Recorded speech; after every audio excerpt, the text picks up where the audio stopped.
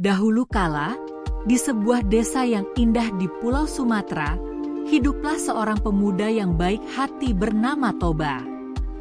Toba adalah seorang petani yang rajin. Setiap hari, ia bekerja di sawah dan ladang untuk memenuhi kebutuhannya. Meskipun hidup sendirian, ia selalu bersyukur dan senang tinggal di desanya yang dikelilingi oleh pegunungan yang hijau. Suatu hari, saat Toba pergi memancing di sungai yang tidak jauh dari rumahnya, ia berhasil menangkap ikan yang sangat besar. Ikan itu memiliki sisik yang berkilauan seperti emas, dan ukurannya jauh lebih besar dari ikan-ikan yang pernah ia tangkap sebelumnya. Betapa terkejutnya Toba ketika ikan itu tiba-tiba berbicara. "Ikhlaskan aku kembali ke sungai, wahai manusia baik hati. Aku bukan ikan biasa," kata ikan itu. Toba, yang terkejut sekaligus penasaran, akhirnya menyetujui permintaan ikan itu.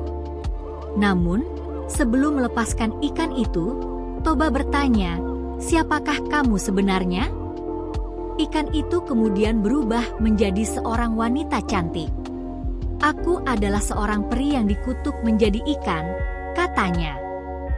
"Karena kamu telah membebaskanku, aku akan menjadi istrimu, namun dengan satu syarat. Kamu tidak boleh pernah menceritakan kepada siapapun, termasuk anak kita nanti, tentang asal-usulku sebagai ikan." Toba setuju, dan akhirnya mereka menikah. Toba dan sang peri hidup bahagia dan tidak lama kemudian mereka dikaruniai seorang anak laki-laki yang mereka beri nama Samosir. Samosir tumbuh menjadi anak yang cerdas dan aktif, namun ia juga memiliki kebiasaan yang sering membuat Toba khawatir. Samosir tidak pernah mau membantu pekerjaan ayahnya di ladang. Samosir lebih suka bermain dan sering mengabaikan tugas-tugasnya. Suatu hari, Toba sangat lelah karena bekerja sendirian di ladang. Ia meminta Samosir untuk mengantarkan makan siang, namun Samosir bermain terlalu lama dan lupa akan pesan ayahnya. Toba, yang sangat lapar dan lelah, merasa kecewa dan marah. Saat Samosir akhirnya datang, Toba tidak bisa lagi menahan kemarahannya.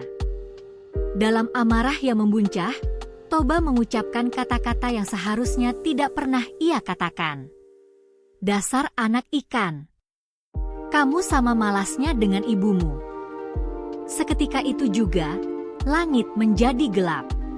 Awan mendung menggulung, angin bertiup kencang, dan hujan turun deras. Tiba-tiba, air mulai naik dari tanah, menggenangi desa. Sang istri, yang mendengar perkataan Toba, merasa sangat sedih dan kecewa. Ia berlari menuju sungai, dan sebelum menghilang, ia berkata, "Kamu telah melanggar janjimu, Toba.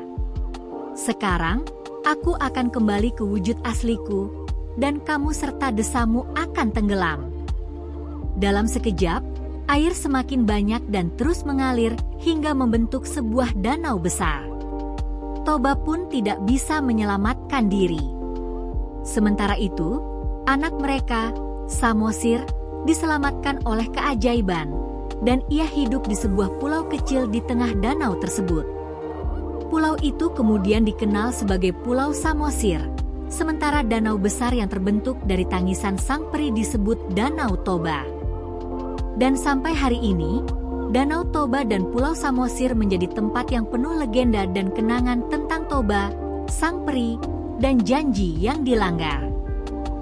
Pesan moral, selalu ingat untuk menepati janji yang telah dibuat, dan kita harus bersabar serta berhati-hati dalam berbicara, terutama saat marah.